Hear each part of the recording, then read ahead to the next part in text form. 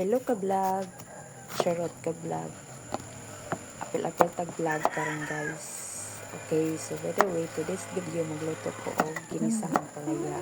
Ug sa dihang magluto ko og saging nga karon sugdan ang pagluto.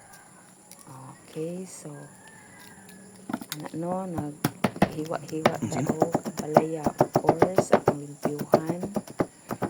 Ano siya guys, then naghiwa na dahil panakot.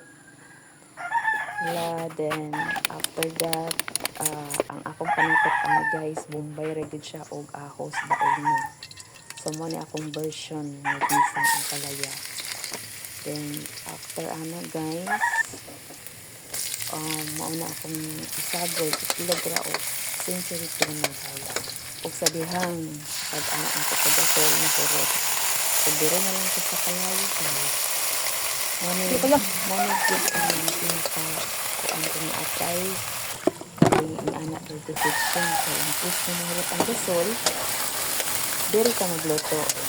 Mauni karon nagluto ng misa among dirty kitchen nang gani kin ang dirty kitchen guys kung wala pa impas ang atong pamaharon. Then mana give ano siya guys luto pinapulan ako na ukay then gitimplahan then after that putangan dahil itlog guys pinalabad nga itlog tinapulan halag yun then humandayon kuraw-kuraw manadayon guys luto ng atong ginisang ampalaya. Okay, then mauna ni ang akong breakfast today. Ampalaya nga naay